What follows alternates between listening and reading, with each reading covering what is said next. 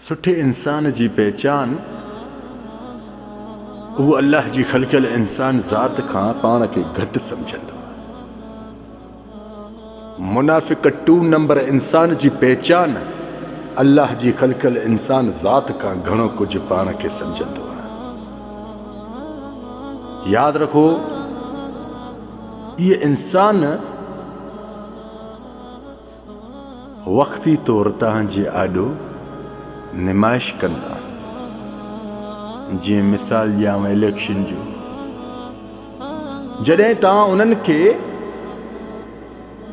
मथे कंदा आहियो न, त उहे इंसान तव्हांखे छा चवंदा आहिनि? चएसि साहब कोन्हे को। जॾहिं तव्हां वटि लड़ी ईंदा, अदा भाउ खां अलावा तव्हांखे न सॾींदा। जॾहिं उहो कमु निकितो त पंहिंजे कम जे लाइ वेंदे त चवंदे ईअं चवेसि त फिलाणो कोन्हे, साहब कोन्हे, फिलाणी जाइ ते वियो आहे, फिलाणे कज़े ते वियो आहे। होॾो घर में अंदरि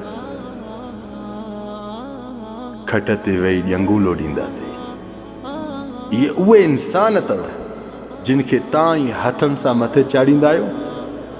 उहे वरी तव्हां सां ई ड्रामेबाज़ी कंदा आहिनि। पोइ हाणे इन केस खे अॻिते छिकण जे लाइ तव्हां कहिड़ी था सोच रखो? वधीक मुंहिंजो इशारो आहे हक़ ऐं सच जो। पोइ इन इशारे खे तव्हां कीअं था फोकस कयो? नाराज़ न थीजो। छो? हक़ सच ॿुधाइण वारो आहे। इंशा अल्लाह ॿुधाईंदो रहंदो।